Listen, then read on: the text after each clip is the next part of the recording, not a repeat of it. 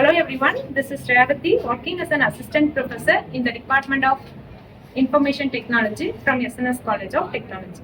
In our today DT-based delivery on the topic of bubble sort, already we know that what is meant by sorting. Sorting is nothing but going to sort given set of elements either in ascending or descending order. Here the students are available for DT-based, activity-based learning on the topic of bubble sort. This is the given number of elements. Who is going to define this bubble sort? Bubble sort is a simple sorting algorithm that works by swapping adjacent elements if they are in wrong order. If they are not in wrong order, then it will not swap. Logic, it looks like swapping like bubbles, so it is called as a bubble sort. Thank you. Okay, Nityashree is going to explain the concept of bubble sort and swapping process. Hi. We all know that bubble sort is a way of arranging the given elements or the numbers in ascending order or descending order. Now we are going to arranging these elements in an ascending manner. So first we have to compare the given two elements, which is iteration 1. First two element, the first element is 2 and the second element is 7. The first element is lesser than the second element, so it is not to swap because it is already in a sorted manner or sorted order. Next we have to compare the next two element, which is 7 and 4. Here the 7 is greater than the third element, so we have to swap these two elements. So the 7 will swap and the 4 is swapped to before.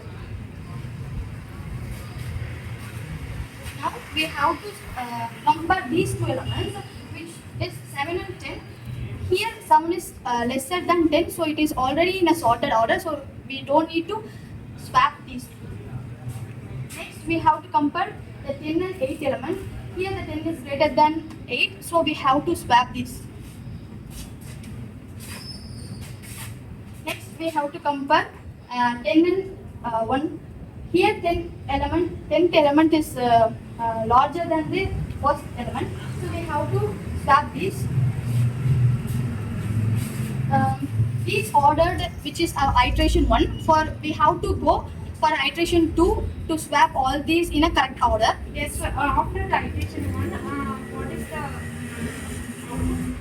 2, 4, 7, 8, 1, 10. Actually the 10 is in the sorted order. After the iteration 1, the last element will be sorted. Then you start to explain the iteration 2. Now we have to do the iteration 2.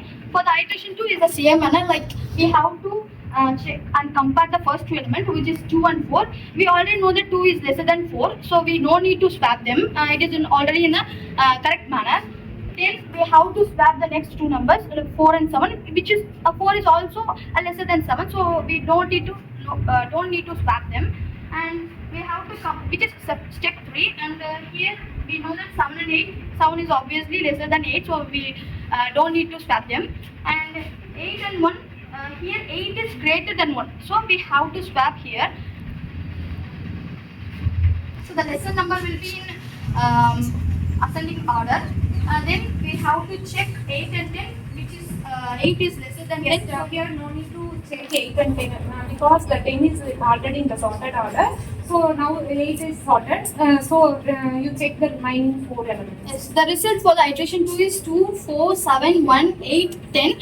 Here for the iteration 2, we already have the last two digits is in sorted order, so we no need to check the last two elements for the iteration 3. Now for the iteration 3, we have to check first two elements, which is lesser. So 2 is lesser than 4, so we no need to check it. Then 4 and 7, we also know that 4 is lesser than 7, so we don't need to swap them. And 7 and 1, here 7 element is greater than 1, so we have to swap them.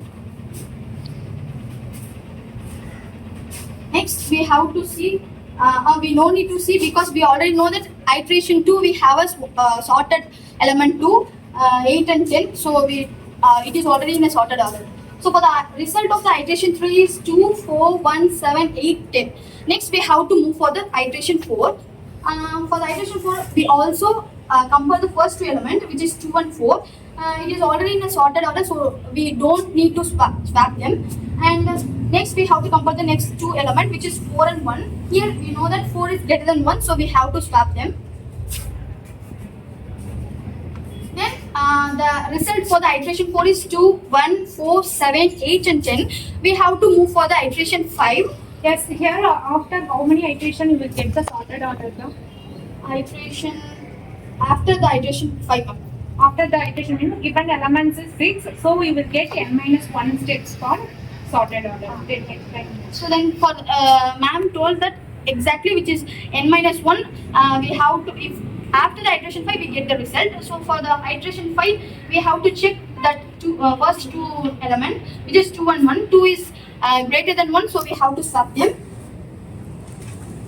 So it's for the result of iteration 5, which is it is in ascending order, which is a sorted elements, like 1, 2, 4, 7, 8, 10, which is the result of the iteration 5.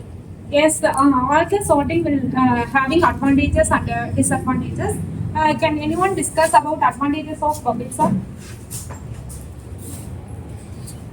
Advantage of bubble sort: easy to implement. It works repeatedly nearby numbers if it is in a wrong order, and easy to implement.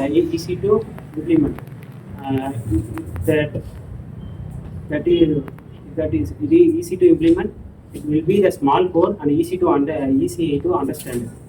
No extra code needed. No extra space is needed. Only small space enough for say list. So we no need any extra. Can anyone discuss about the disadvantages of bubble sort? Disadvantages of bubble sort is it has a high time complexity and also have a high number of sorting. Not suitable for the large database. Bubble sort big overflow. Thanks, well done. Can anyone conclude this bubble sort?